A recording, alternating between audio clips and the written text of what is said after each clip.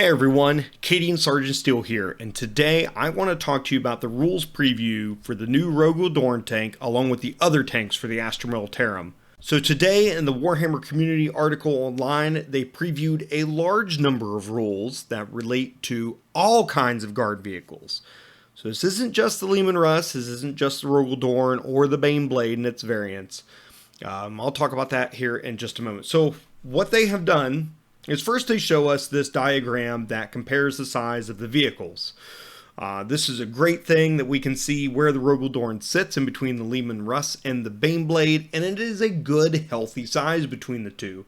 I think this is a great glow up for our tanks and gives us a good medium range in a plastic kit that will meet a lot of our needs and allow those of us who especially are tread heads have a ton of fun out there on the tabletops and to be able to do this in plastic. So the current issue with the guard range is that a lot of the medium-sized tanks here, like the Rogal Dorn, they're all Forge World resin. So they're the Malkador, they're the Macariuses and so forth.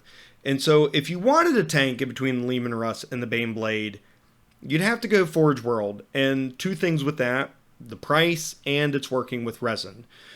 I, as a more experienced hobbyist, do not mind, and I actually nearly own, at this point, every Forge World tank. I'm fortunate enough to be able to have collected for that long and to be able to get those, and they are amazing kits, but it's going to be great to have this in plastic so that there is a medium-sized tank available for the general hobbyist and in a material that they are more familiar with working with, both for assembly and painting, and for kit bashing too.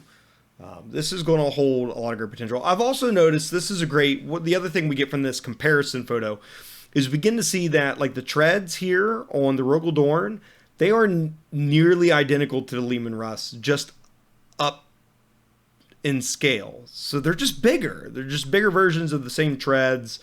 So that's another nice tie-in I didn't really notice before, and I had been talking about the different types of treads. But still a lot of callbacks to the previous designs of Astra Militarum tanks, so I don't feel like the Rogal Dorn is too new and too out of the norm compared to the other vehicles that we already have. So anyways, we're here to talk about rules. Let's look at rules. So the first thing they do is show us the new Leman Russ and the new Rogal Dorn stat line. Woo! Okay. Not a lot changes here. We are at, for Leman Russ, right, Strength 7, Toughness 8, 13 wounds rather than 12, 6 attacks, Leadership 7, 2 up save, and still movement 10.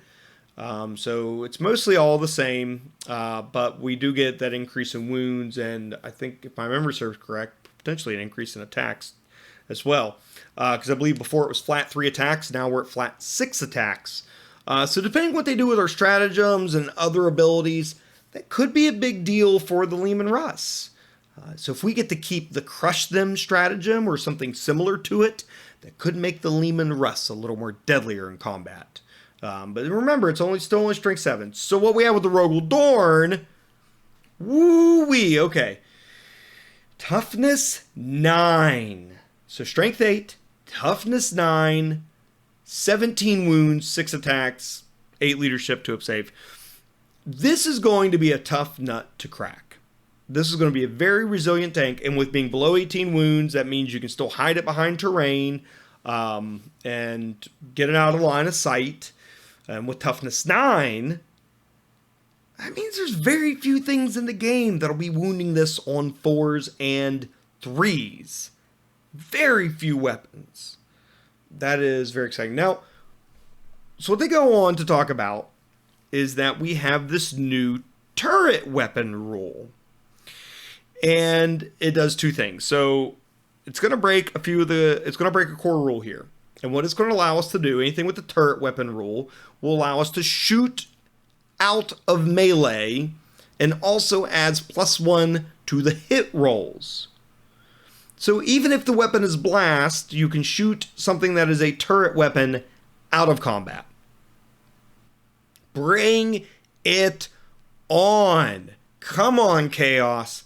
Tie me up in the melee. I don't care. Now, later on in this article, they elaborate on this more. Turret weapon doesn't just apply to the Baneblade, to the Rogel Dorn, or the Leman Russ. It also applies to things like the Hellhound and the Chimera. That makes sense. They have a turret. It rotates. And I imagine for any other guard vehicle that probably has a similar build and does have a turret to it, that will probably also get that rule. I'm looking back at my models right now, and nothing really comes to mind right offhand. But maybe we'll see this update for the Forge World units. So things like the Macarius vehicles and the Malcador vehicles may get this as well. But we'll see. Mainly the Macariuses, right? Because they do have a turret. It's very clear, very obvious. And so maybe those vehicles there will get the turret rule as well, which is really exciting. We can shoot them out of combat and get +1 to their hit roll. It's fantastic. So then we go into the weapon updates. Okay. So Battle Cannon is now heavy D6 +3. I love it. Very predictable now. So we always get a minimum of 4 shots. We could get up to 9 shots. That is much more predictable rather than getting somewhere between 2 and 12 shots, depending on your regiment build, depending on your stratagems, so on and so forth. This now gives us constant, predictable number of shots. It's still strength 8, it's still -2 AP, but now it's flat 3 damage. Every battle cannon is now a gatekeeper battle cannon. I'm so excited about that. It's exactly what we needed. Now, I don't like to rumor much. If you all have seen, I've not been rumoring here on my YouTube channel or my Instagram very much. I think if the battle cannon is getting flat 3 damage, just wait until we see what they do with the Basilisk and the Minotaur. I'm going to be so excited. I'm going to be so excited. And all the rest of our artillery. So, and all of our other weapons too. I'd be curious to see what they do with our other cannons as well. Of course, they started with the classic. So the Oppressor Cannon, which is the other single cannon. So there's 2 different weapon options on the main turret of the Rogel Dorn. But they're showing off the single cannon version with the autocannon that's attached to it. So the Oppressor Cannon will be 90-inch range. I love longer range because I do like playing Apocalypse. I like playing bigger games. So this matters to me, right? As that my style will play. It's the same number of shots, but it's strength 10, -3 AP, flat 4 damage. Flat 4 damage. This thing is going to shred armored units and other vehicle units. It's absolutely going to tear them apart. Very exciting that we have this option. I can't wait. And I'm very curious to see what the other version of the turret weapon is. I imagine if this is D6 +3 shots, the other one might be, I don't know, 2D3 +6? Right? We could just get a high number of shots, but maybe it's lower strength, AP, and damage. I don't know. Hopefully we'll find out here soon. So the other unit that gets a big glow up in terms of rules is the Baneblade. So we are going from toughness 8 to toughness 9. So bring it on, last cannons. You're only wounding us on 4s now. Oh, God. You're going to have to bring another Titan just to take down a Baneblade at this point. Okay. It goes from 26 to 30 wounds, because why not? And everything else remains the same on that stat line. The other thing they're talking about is changing the points of the Baneblade unit. So in the next paragraph, they go on to talk about how your first 2 attached sponsons with the last cannons, heavy bolters, or heavy flamers are free. And that then you only pay for your next set. So where you can get the upgrade kit and get 4 turrets, 4 sponsons, what I mean, on the Baneblade.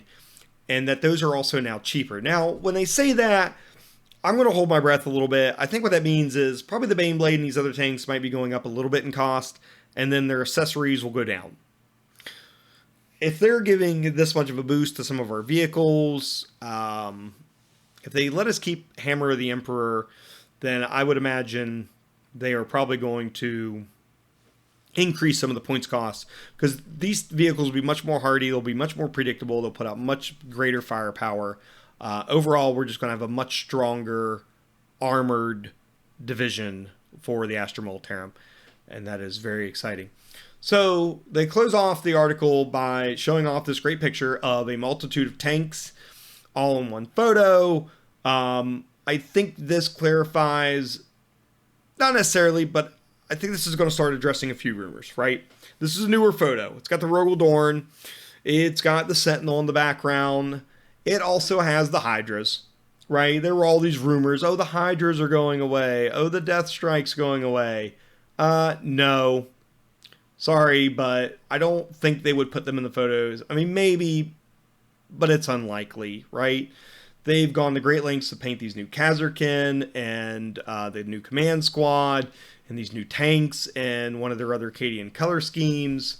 So I don't imagine that they would also put the Hydras and stuff in there if they were going to axe them out of the Codex. I didn't think they were either. I mean, that wouldn't make sense if they axe the Hydra and the Wyvern, because we got nothing else to fill those roles.